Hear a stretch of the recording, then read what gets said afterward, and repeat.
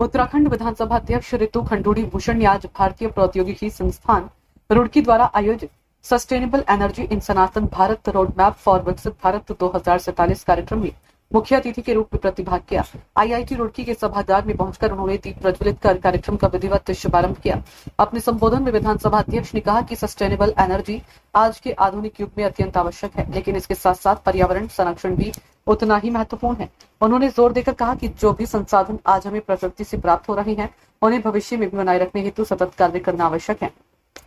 ऋतु खंडूड़ी भूषण ने कहा कि हमारे पूर्वजों ने संसाधनों का उपयोग करते हुए पर्यावरण और पृथ्वी के संरक्षण को प्राथमिकता दी थी। उन्होंने उदाहरण देते हुए बताया कि कैसे हमारी दादी नानी घर के कचरे का पुनः उपयोग करती थी, गोबर से ईंधन तैयार किया जाता था तथा वर्षा जल का संरक्षण कर उसे विविध कार्यों में प्रयोग किया जाता था। विधानसभा अध्यक्ष ने प्रधानमंत्री नरेंद्र मोदी द्वारा 2047 तक भारत को विकसित राष्ट्र बनाने के लक्ष्य का उल्लेख करते हुए कहा कि इस संकल्प की पूर्ति में सभी नागरिकों की सक्रिय भागीदारी आवश्यक है। उन्होंने आह्वान किया कि हमें हर संसाधन का विवेकपूर्ण संरक्षण इस सोच के साथ करना चाहिए कि आने वाली पीढ़ियों भी उनका समुचित लाभ उठा सके। हमने कार्यक्रम किया है सस्टेनेबल एनर्जी विकसित भारत 2047 पे हम लोगों ने यहाँ पर सेमिनार आज होने जा रहे हैं, उसमें मैं भी आई थी और इस बात को हम लोगों ने रखा कि बहुत आवश्यक है कि जो सनातन भारत की जो पुरानी पद्धतियाँ थी, जो सिस्टम्स थे, जो तरीके थे, उनको भी आज की साइंस देखे, समझे और साथ ही साथ समन्वय रखते हुए यहाँ में एक तरफ सस्टेनेबल एनर्जी की आवश्यकता है, वहीं दूसरी तरफ देश को इकोनॉमिक डेवलपमेंट की भी आवश्यकता है। तो दोनों के साथ हार्मनी रखते हुए, हाथ में हाथ मिलाते हुए किस तरह से हम 2047 में एक सुंदर स्वस्थ भारत,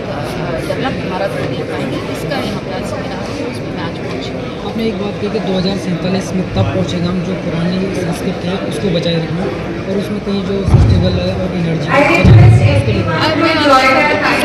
इस बात को बोला है कि बहुत आवश्यक है कि हम लोग पुरानी पद्धतियों को अपनी भूले नहीं। किस तरह का हम कंस्ट्रक्शन करते थे, कैसा कंस्ट्रक्शन करते थे, किस तरह से हम अपना खेती बाड़ी करते थे, गाय कितनी आवश्यक है, गोबर और यूरिन कितना आवश्यक है, गौमूत्र कितना आवश्यक है, इन चीज़ों को हमें देखना होगा और आज के बच्चों को उन चीज़ों को समझते हुए, आज की पढ़ाई के साथ जोड़ते हुए किस तरह से हम अपने देश को एनर्जी उसकी सस्टेनेबल कर सकते हैं, कैसे हम सूर्य, पानी और विंड और बायोमास को किस तरह से हम यूज़ करते हुए अपनी नॉन फॉसिल एनर्जी की जो हम परिकल्पना करें वो किस तरह से हम पैदा कर सकते हैं, इसकी चिंता करना चाहिए।